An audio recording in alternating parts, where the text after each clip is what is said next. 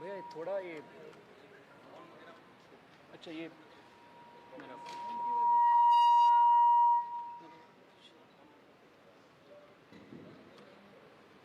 साथ में मां भारती की जय जयकार करेंगे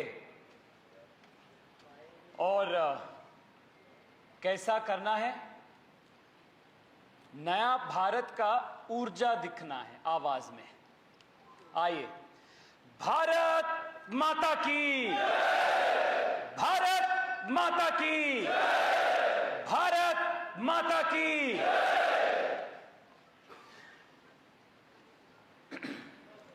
मंच पर विराजमान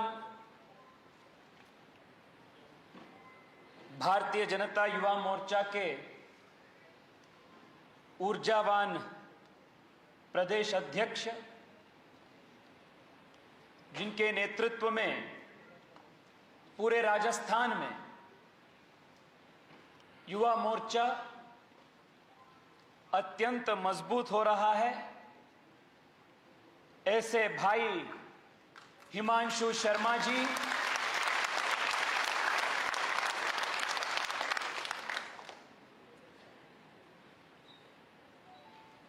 कल और आज 2 दिन से मैं देखा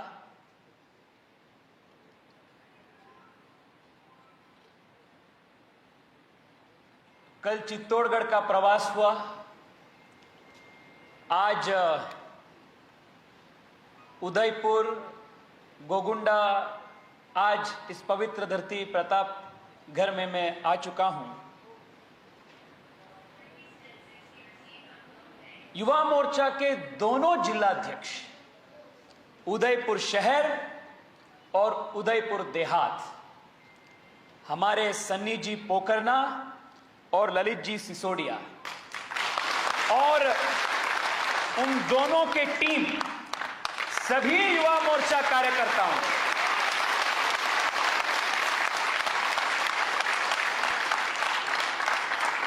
बहुत बहुत बधाई, अभिनंदन। आज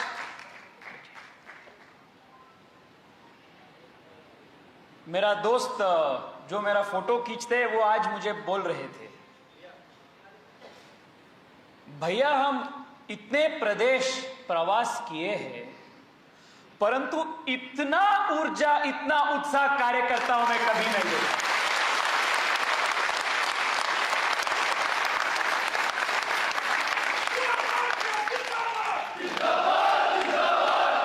यही है युवा मोर्चा की ताकत। युवा मोर्चा देश भर की युवाओं का आवाज है, और मुझे कल और आज राजस्थान के आप सबका दर्शन करने के बाद 1% भी मुझे डाउट नहीं है कि जब मां भारती का सेवा करने का बहुत बड़ा मौका सबको मिलेगा, राजस्थान के युवा मोर्चा कार्यकर्ता अग्रणी स्थान पर रह के कार्यक्रम करेंगे।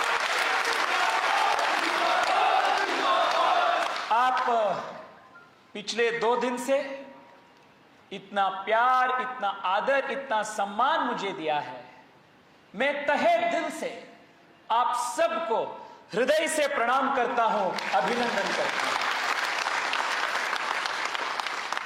हमारा प्रदेश अध्यक्ष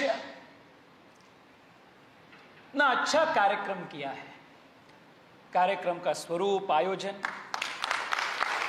आज स्वतंत्रता दिवस है, मां भारती की उत्सव है।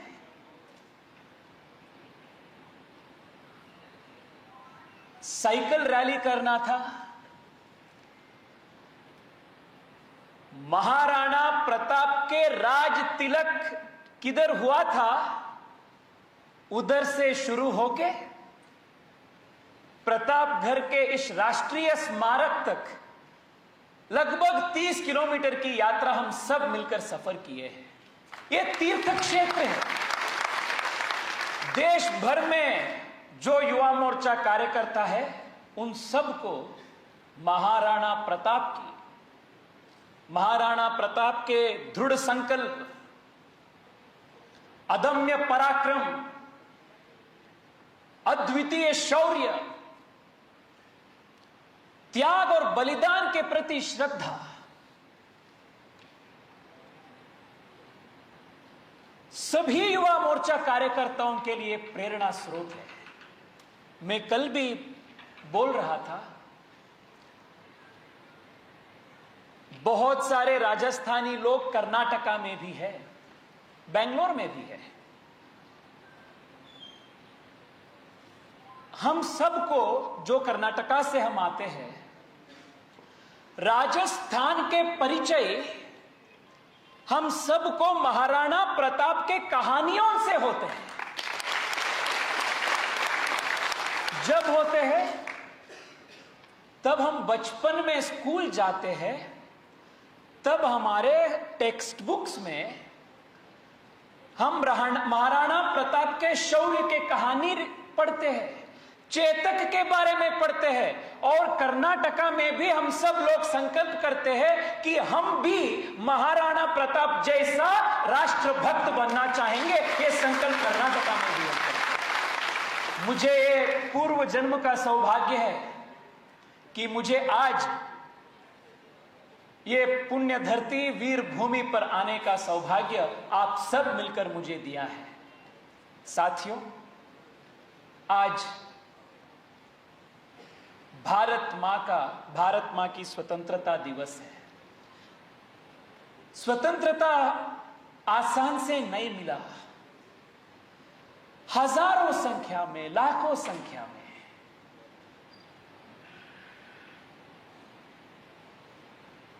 लोग सर्वस्व अर्पण किया था, त्याग और बलिदान दिया था। लाखों संख्या में युवा अपनी अपनी जवानी को पूरा जेल में बिताया था।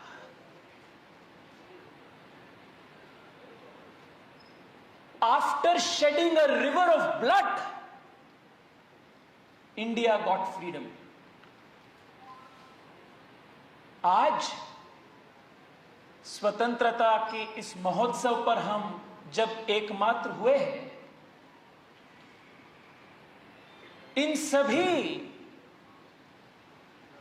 स्वतंत्रता सेनानियों को हम श्रद्धा और भक्ति से याद करना हम सबका जिम्मेदारी बनता है। मैं देश भर के सभी युवा मोर्चा कार्यकर्ताओं की ओर से, आप सब की ओर से, मैं ये सभी स्वतंत्र सेनानियों को हृदय से धन्यवाद, आभार और अभिनंदन व्यक्त करता हूं। साथियों, हमारे प्रदेश अध्यक्ष जी ने प्रधानमंत्री जी का संकल्प को दोहराया है। क्या है प्रधानमंत्री जी की संकल्प? 245 में, 2045 में, 47, मैं अभी 5-6 महीने से हिंदी सीख रहा हूं भैया, इसलिए मुझे थोड़ा क्षमा कीजिए, मेरा हिंदी में थोड़ा इधर उधर गलती हो सकती है।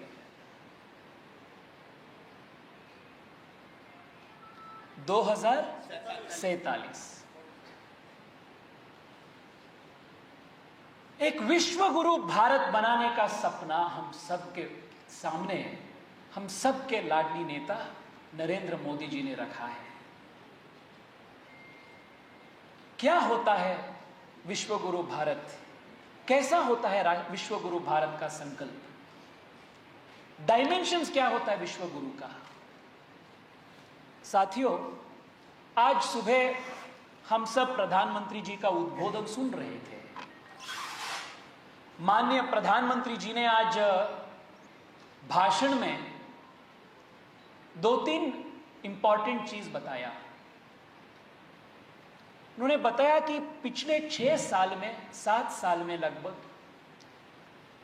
हम लाखों संख्या में, कोटि संख्या में हर घर तक पानी पहुंचाने का काम किए हैं, बिजली पहुंचाने का काम किए हैं, महिलाओं को सुरक्षा करने का काम किए हैं, गरीबों का बैंक अकाउंट खोलने का काम किए हैं। ऐसे जब प्रधानमंत्री जी ने बोल रहा था, मुझे आश्चर्य हो गया। आप सबको भी ये चिंता हो सकता है मन में। आजादी के लगभग 70 इयर्स के बाद देश के प्रधानमंत्री ने बैंक अकाउंट ओपन करने का, हर घर पर पानी पहुंचाने का, बिजली पहुंचाने का, ऐसे जो भी बेसिक चीज हम बोलते हैं, इसको संपन्न करने का काम 70 साल के बाद प्रधानमंत्री जी ने बोल रहा है। मतलब हैरान हो जाएंगे हम जब सोचते हैं कि 70 साल तक कैसे सरकार इस देश में आए थे, किन किन जैसे राजकीय नायकत्व, नेतृत्व देश को मिले थे। 70 years after independence, we are discussing about the most basic things. जब और अन्य देश लगभग भारत के आसपास ही 1947, 46, 48, 49 के आसपास जो देश को स्वतंत्रता मिली थी, वो सब देश भारत के कंपैरिजन में इतना आगे पहुंच चुका है। हम सबका जिम्मेदारी क्या बनती है? मैं मानता हूं युवा मोर्चा के हर एक कार्यकर्ताओं का यह जिम्मेदारी बनती है कि लगभग पिछले 6 साल में, 7 साल में जो नरेंद्र मोदी जी के नेतृत्व में देश प्रगति के ओर दौड़ रहा है, इस दौड़ को और बढ़ोतरी करने के लिए और तेजी करने के लिए हम सब काम करें। This becomes our most fundamental duty. आप बीजेपी का काम करिए, युवा मोर्चा का काम करिए, मोदी जी का काम करिए, आप भारत मां की काम हो जाएगा। यह भारत मां की काम हो जाएगा। साथियों, मोदी जी ने विश्व गुरु भारत जब बोलते हैं तो वो आत्मनिर्भर भारत के बारे में भी बोलते हैं। आत्मनिर्भर भारत एक इंटीग्रल एंटिटी है विश्व गुरु भारत का। आत्मनिर्भर भारत तब बनेगा जब भारत में हर एक युवा आत्मनिर्भर युवा बनेगा। आत्मनिर्भर युवा मतलब क्या? मैं आप सब में, मैं कल भी हमारे प्रदेश अध्यक्ष के साथ बात कर रहा था। जब हम युवा मोर्चा रैली में देखते हैं, साइकिल रैली हो या ऐसे सभा हो, इतने बड़े संख्या में युवा मोर्चा कार्यकर्ता आते हैं। इतना बड़ा शक्ति, ताकत युवा मोर्चा को देश भर है। इस ताकत को हम देश के काम के लिए कैसे उपयोग कर सकते हैं? आप सब युवा मोर्चा कार्यकर्ता, हम सब कार्यकर्ता आज हम संकल्प ले सकते हैं क्या?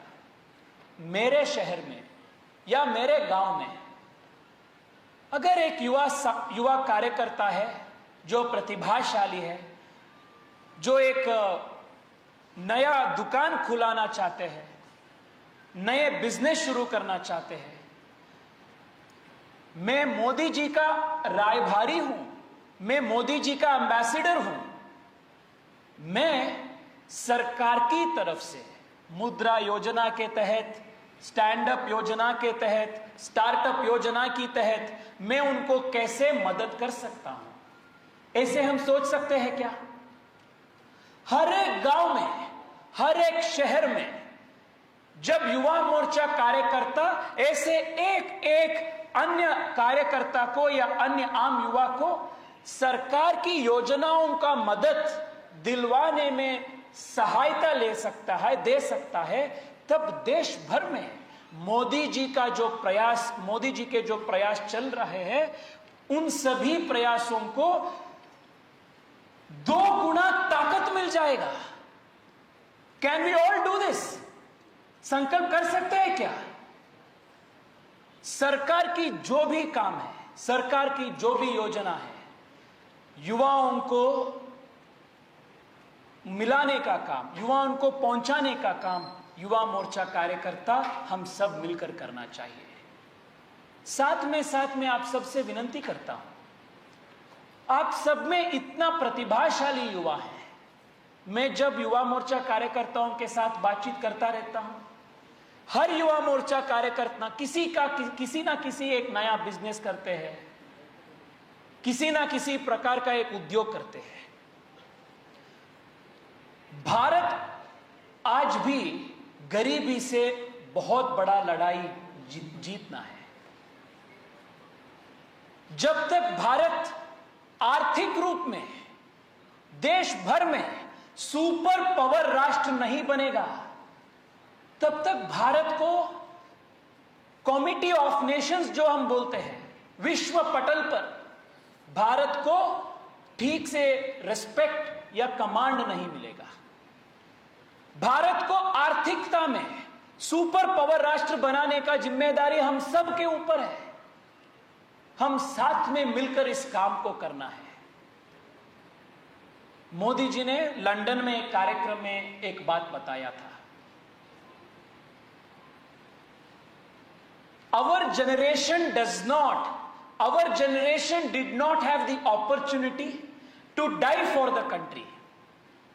Our generation did not have the opportunity to die for the country, but our generation has the opportunity to live for the country. हम देश के लिए जीने के लिए मौका है। हमारे पीढ़ी को देश के लिए मरने का जो मौका था वो मौका नहीं मिली, पर देश के लिए जीने का जो मौका है हम सबको है। देश के लिए हम काम करेंगे, देश के लिए हम जिएंगे। साथियों, आज पूरे विश्व बदल रहा है। आप देखा होगा डिजिटल टेक्नोलॉजीज में, आर्टिफिशियल इंटेलिजेंस में, AR, VR जैसे नए नए टेक्नोलॉजी देश भर में, विश्व भर में आ रहा है। हम ऐसे टेक्नोलॉजी से नहीं जुड़े तो हम पीछे जाएंगे। हम सब क्या करना है? मोदी जी के नेतृत्व में देश भर में एक न्यू एजुकेशन पॉलिसी का स्थापना हो चुकी है। ये नए एजुकेशन पॉलिसी क्या करता है? देश भर के युवाओं को अपने अपने जीवन में अपने पैर पे खड़ा होने के लिए, आत्मनिर्भर बनने के लिए एक नया मौका न्यू एजुकेशन पॉलिसी के तहत हो रहा है। मैं आप सबसे अनुरोध करता हूं, हम युवा मोर्चा कार्यकर्ता है, न्यू एजुकेशन पॉलिसी के बारे में आप सब पढ़ने का प्रयास कीजिए। आपके शहर में, अपने अपने शहर में नए एजुकेशन पॉलिसी के तहत क्या काम हो रही है, कैसे बढ़ोतरी हो रही है, इसके बारे में चर्चा आयोजन कीजिए। इन सब के विचार को हम आम युवा तक पहुंचाने का काम युवा मोर्चा कार्यकर्ता और हम सब पे ऊपर है। न्यू एजुकेशन पॉलिसी इंपॉर्टेंट क्यों है? मैं आप सबको दो उदाहरण देता हूं। मैं कल चित्तौड़गढ़ की दुर्ग में गया था, आप सब भी गए होंगे। उधर समिधेश्वर जी का एक मंदिर है। कितने लोग देखे हैं समिधेश्वर जी के मंदिर? उधर चित्तौड़गढ़ दुर्ग में बहुत बड़ा, बहुत अच्छा मंदिर है।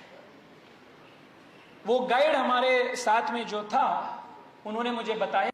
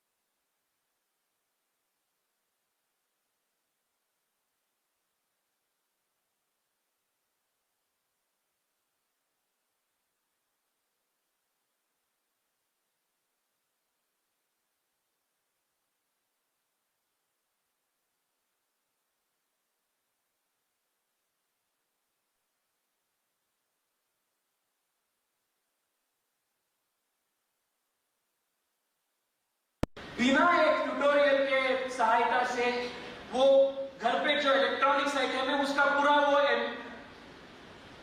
निकाल के ठीक करके पूरा रिपेयर कर देते हैं।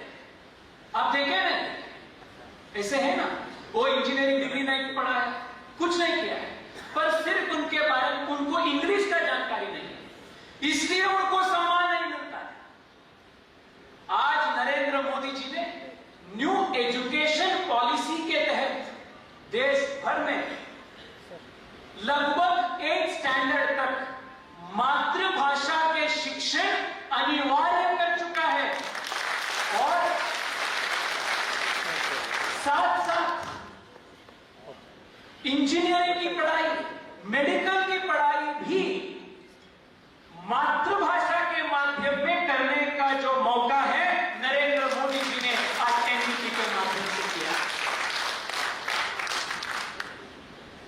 मैं आपको अभी समय है 5 मिनट। अच्छा, मैं आपको एक इंसिडेंट सुन के मेरा बात को समर्पित करता हूं। कैसे हमारा एजुकेशन पॉलिसी 70 साल तक इस जमीन से डिस्कनेक्टेड थी। मैं कर्नाटका में एक युवा मोर्चा के प्रवास में था और एक किसान के घर में मैं गया था।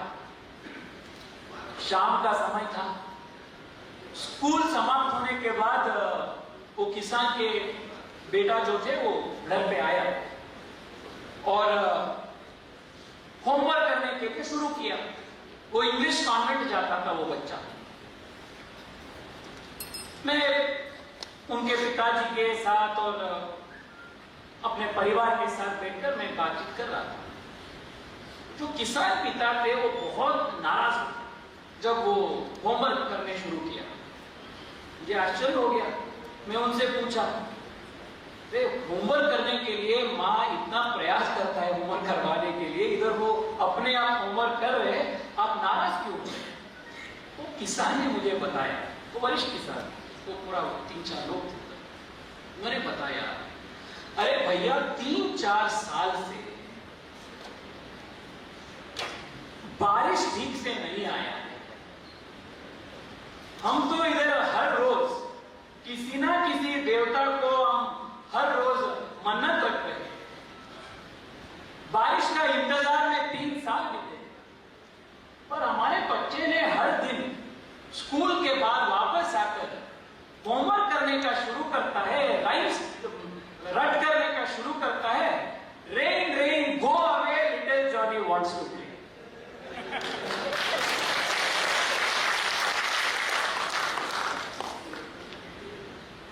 ये रेन रेन गो अवे वो इसलिए रट कर रहा था क्योंकि वो इंग्लिश पोएम जो है, वो जो लोग इंग्लैंड में बैठते हैं ना, वो लोग लिखे थे। और इंग्लैंड में साल भर इतना वर्षा, इतना बारिश आते हैं, छोटे बच्चे खेलने के लिए मौका ही नहीं मिलते हैं। इसलिए छोटे बच्चे rain rain go away little Johnny wants to play बोलते हैं।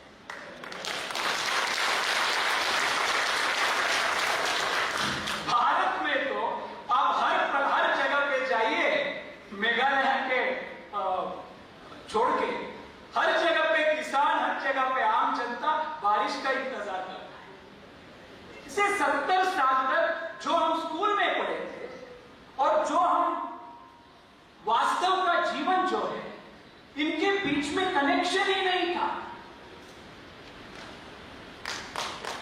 आज न्यू एजुकेशन पॉलिसी के तहत भारतीय परंपरा और भारतीय दृष्टिकोण से जो चीज हम देश में सीखना है, ऐसी प्रकार की नेशनल एजुकेशन पॉलिसी को नरेंद्र मोदी जी ने जारी किया है। मैं आप सबसे अनुरोध करता हूं, आप एनईपी के बारे में पढ़ें, युवाओं को इसके बारे में आप बताइए और नए देश बनाने में एनईपी का बहुत बड़ा योगदान होगा।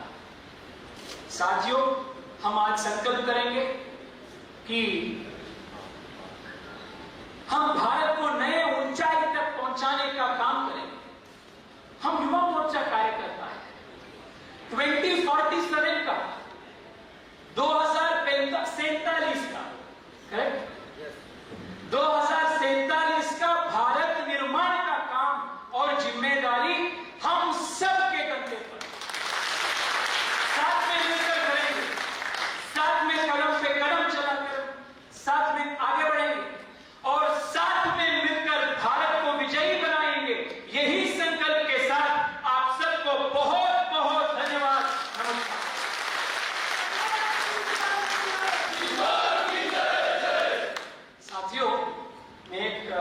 बात बोलना भूल गया।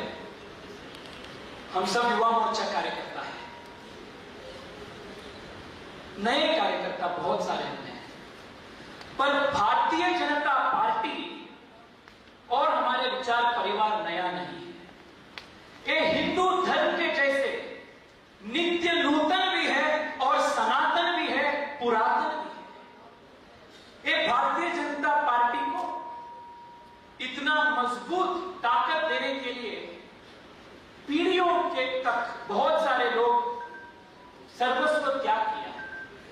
आज मैं एक ऐसे वरिष्ठ कार्यकर्ता को आपके इंट्रोड्यूस करना चाहता हूं। मैं आज जब साइकिल कर रहे थे तब मुझे नाहर सिंह जी का परिचय, मैं नाहर सिंह जी को मंच पर आह्वान करता हूं। आइए नाहर सिंह जी।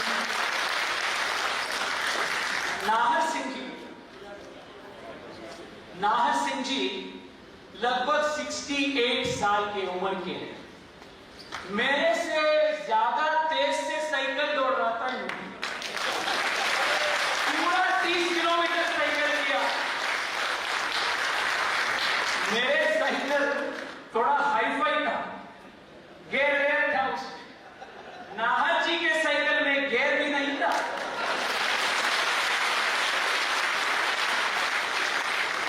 भैया इतना ही नहीं, हम सब आज के हिंदू लड़के, हमारे जो रिचुअल्स है, हमारे जो परंपरागत पद्धतियां हैं, उनसे हम बहुत दूर आ चुके हैं। मैं इनसे पूछा, दादा जूते क्यों नहीं पहने? इन्होंने बताया नहीं, सावन का मास है इसलिए मैं जूते भी नहीं।